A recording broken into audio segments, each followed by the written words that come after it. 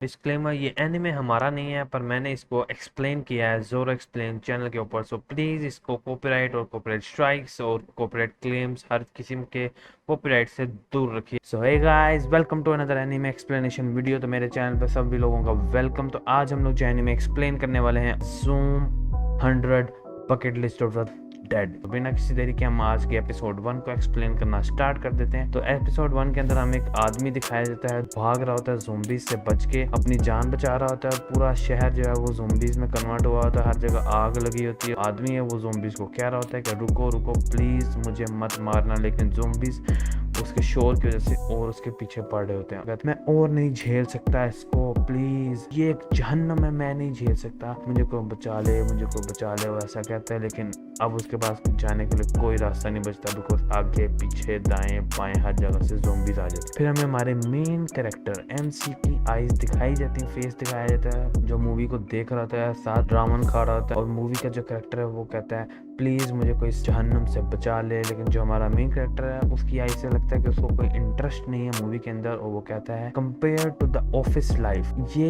एक जन्नत होगी। और फिर वो कहता है ओ नो, रात के 4 बजने वाले हैं, मैं सो जाता हूँ, मुझे सुबह काम पे भी जाना है। फिर हमें मूवीज के कुछ सीन दोबारा दिखाए जाते हैं कि वो आदमी कैसे ज़ोंबीज के हाथ लग जाता है। लेकिन जो हमारा MC है वो इसमें कोई इंटरेस्ट नहीं दिखाता। वो कहता है काश ये ज़ोंबी अपोकलिप्स रियल होता और मैं काम से जान छुड़ा पाता। इतने में वो लेट जाता है और उसका रूम दिखाया जाता है जो काफ़ी मैसी होता है। उसने काफ़ी अच्छे से सफाई नहीं की इस रूम की। वो कहता है कि यार मुझे नहीं जाना ऑफिस, मुझे नहीं जाना ऑफिस। इसकी स्टोरी स्टार्ट होती है जो उसमें कहता है कि ये 3 साल पहले सब कुछ स्टार्ट हुआ था। जो एक ऑफिस को ज्वाइन करता है जहाँ पे उसका जो चीफ है वो उसको एज अ प्रोडक्शन डिपार्टमेंट में उसको असाइन करता है, उसको नौकरी मिलती है वहाँ पे। वो काफ़ी खुश होता है, अपने कोलीग्स को कहता है nice to meet you all, उसके कोलीग्स कहते हैं welcome aboard, nice to meet you too. और फिर वो कहता है कि वो कंपनी देखने में बहुत ज़्यादा लाइवली लग रही थी और उसका एटमॉस्फेयर दिन में बहुत ही ज़्यादा अच्छा लग रहा था। वो कहता है कि yes I am happy to be here, मुझे यहाँ काम करने में बहुत ज़्यादा खुशी होगी। फिर वो बताता है कि ये मेरा ख्वाब था कि मैं इस कंपनी में आके काम करूँ। वो कहता है कि मैं सब बड़े स्टार्स के लिए कमर्शियल्स बनाऊंगा और उनको फेमस कर दूंगा। और वो कहता है कि इसका मतलब कि मैं भी उनसे मिल पाऊंगा। वो इस बात से खुश होता है कि वो बड़े स्टार्स को मिलेगा। और फिर उसको उसका कैबिन दिखाया जाता है कि यहाँ पे आपका कैबिन है, आपने यहाँ बैठ के सारे काम करने हैं। और फिर इसकी लाइफ की पहली क्रश उसकी ऑफिस कलीग होती है। वो कहता है कि शी इज सो क्यूट, देखते ही लव फर्स्ट साइट हो जाता है उसको। वो उसको देखता ही रहता है, देखते रहते, फिर उसका सारा सामान उठा के देता है जो उसका आपस में टकराने से जो उनका सामान गिर जाता है। और लड़की कहती है थैंक यू, और वो अपना नाम बताती है कि मेरा नाम है साओरी ओतोरी और looking forward working with you Tendo. हमारे मेन कैरेक्टर का नाम है टेंडो अकीरा। वो लड़की कहती है I am looking forward to working with you. वो कहता है सेम हियर वो। और फिर लड़की कहती है कि अगर तुम्हें किसी भी चीज की जरूरत हो तो तुम मुझसे आके मिल सकते हो, बात कर सकते हो। वो कहती है best of luck for your first day. और हमारा टेंडो उसको वैसे ही देख रहा होता है आंखें फाड़ फाड़ के, और वो कहता है शी सो क्यूट। फिर हमें दिखाया जाता है कि रात को उसके वेलकम के लिए पार्टी हो रही होती है। सारे कोवर्कर्स उसके लिए एक पार्टी अरेंज करते हैं और उसको वेलकम करते हैं। सब बियर वगैरह पीते हैं, उससे पूछते हैं उसके स्कूल लाइफ के बारे में, जहाँ पे टेंडो बताता है कि मैं पहले रग्बी टीम में था, मैं स्पोर्ट्स बेस पे कॉलेज में गया था। और फिर उसके सारे बताते हैं कि तुम काफी एथलेटिक भी लगते हो। फिर वो देखते हैं अपनी क्रश को।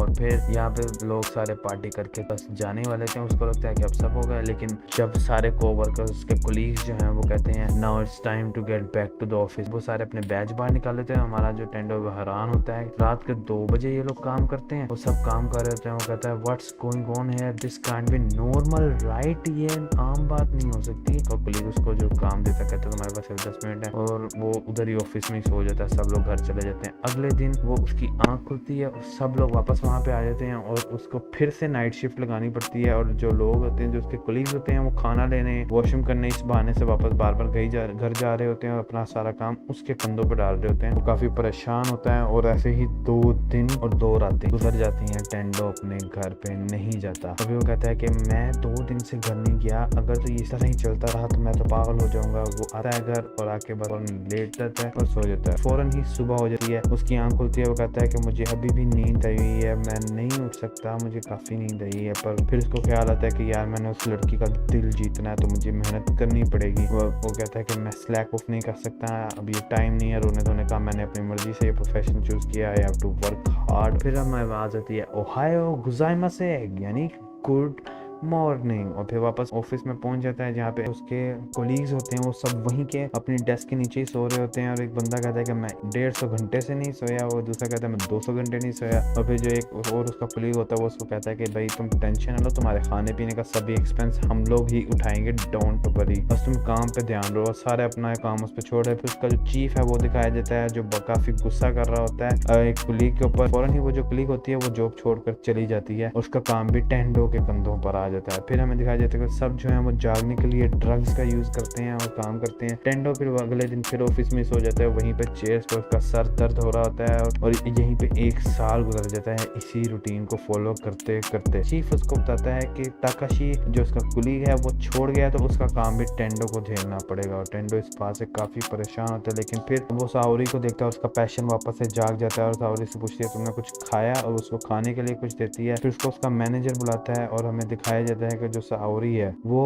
मैनेजर की गर्लफ्रेंड है और मैनेजर उसके साथ काफी कुछ करता है। फिर हमें दिखाया जाता है ट्रैश जिसको टेंडो टेप लगा रहा था बॉक्स को, और वो काफी परेशान होता है और वो कहता है कि अब तो मेरा कोई चांस ही नहीं है, नो इम्पॉसिबल। इसी तरह 3 साल गुजर जाते हैं और वो अपने घर जा रहा था। वो कहता है कि मैं इस कंपनी में क्यों आया, मुझे यहाँ पर छोड़ देनी चाहिए जो। फिर वो कहता है कि नहीं, फिर सारी कंपनी को मेरा बोझ उठाना पड़ेगा। और फिर वो कहता है oh no man forget it, मैं नहीं छोड़ सकता जॉब। और वो ऐसे ही घर पहुंच जाता है। और फिर उसका चीफ दिखाया जाता है जो काफ़ी गुस्सा कर रहा था। वो कहता है क्विट मैसिंग विद मी।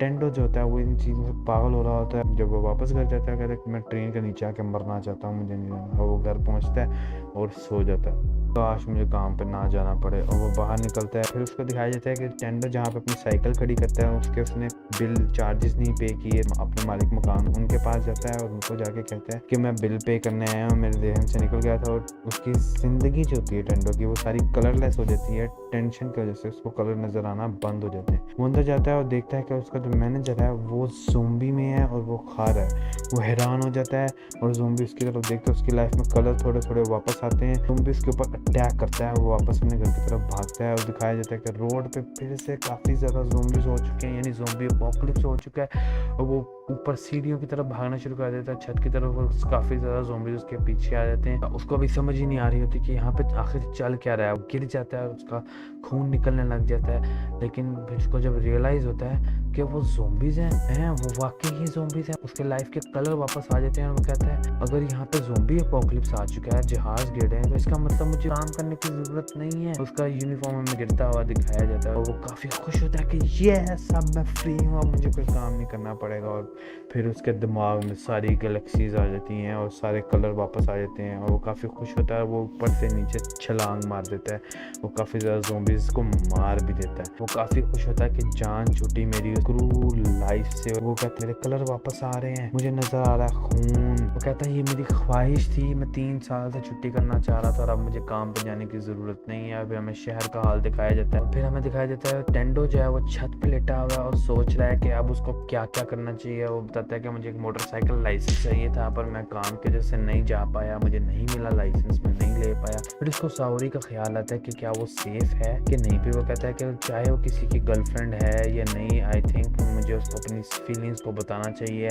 अगर मैं नहीं बताऊंगा तो मैं सारी ज़िंदगी बचताऊंगा। और फिर वो उठता है और वापस साउरी के घर की तरफ निकल जाता है फुल स्पीड में साइकिल को भगाते हुए। और फिर हमें शहर का हाल दिखाया जाता है कि कहाँ कहाँ पे ज़ोंबीज़ आ चुके हैं, रामन शॉप पे भी आ चुके हैं, हॉट स्प्रिंग्स में भी ज़ोंबीज़ फैल गए हैं और लोगों को खा रहे हैं। फिर और तोरी के घर दिखाया जाता है 1207 जो उसका फ्लैट नंबर होता है। टेंडो वहाँ पे खड़ा होता है बाहर अपने लैपटॉप का हाथ में लेके कि यही उसका फ्लैट है। वो पैनिक हो जाता है कि मैं उसको अपनी फीलिंग्स को कैसे बताऊँ। वो बस यार समझ रहे हो तुम लोग, तुम इस चीज़ को समझ सकते हो। वो कहता है कि यार मैं इसको कैसे बताऊँ। वो दरवाज़ा खोलता है, उसका जो चीफ होता है वो घर के अंदर एक ज़ोंबी की हालत में मौजूद होता है। और टेंडो उसको देखता है और कहता है कि मैं आपका शुक्रिया अदा करता हूँ कि आपने मुझे इतने साल जॉब पे रखा, पर अब मैं रिज़ाइन करता हूँ। और फिर वो फुल जोश में अपने पाँव से फुल फोर्स लगाता हुआ अपने मैनेजर को ग्रैब करता है और खिड़की से नीचे फेंक देता है। मैनेजर की विग दिखी जाती है जो ज़मीन पे गिरी होती है, और टेंडो काफ़ी खुश होता है। फिर वो देखता है कि जो मिस ओटोरी जिससे वो प्यार करता था वो भी एक ज़ोंबी में तब्दील हो चुकी हुई है, लेकिन वो इस बात को अपने दिमाग में घुसने नहीं देता। अपने आप को जोड़ता है और कहता है, अपनी फीलिंग्स का इजहार करता है कि पहले दिन से मैं तुमसे प्यार करता हूँ ओटोरी। पर वो तो ज़ोंबी बन चुकी हुई थी। वो रो रहा होता है, उसको वो बताता है कि I am been completely in love with you. और फिर ओटोरी उसके पीछे आती है, वो कहता है गुड बाय, यहाँ तक ही हमारा साथ था। और रात हो जाती है। टेंडो एक स्टोर के बाहर बैठ के बियर पी रहा होता है। वो सोचता है कि मैं आज भी मर सकता हूँ, मैं 60 साल बाद भी मर सकता हूँ, तो मैं अपनी ज़िंदगी जी लेता हूँ ना जब तक ज़ोंबी अपोकलिप्स। और फिर वो स्टोर में जाता है, वहाँ से एक नोटबुक उठाता है और उस पर लिखता है zoom 100 bucket list of dead. और यहाँ पे हमारी एपिसोड 1 फिनिश हो जाती है। मैं तुम लोगों से मिलूंगा अगली वीडियो में। अगर तुम लोगों को इसकी एक्सप्लेनेशन अच्छी लगी हो तो मुझे कमेंट सेक्शन में लाजमी बताना, और वीडियो को लाइक भी कर दो, चैनल को सब्सक्राइब भी कर दो, दोस्तों में शेयर करो इस एनिमे की एक्सप्लेनेशन को।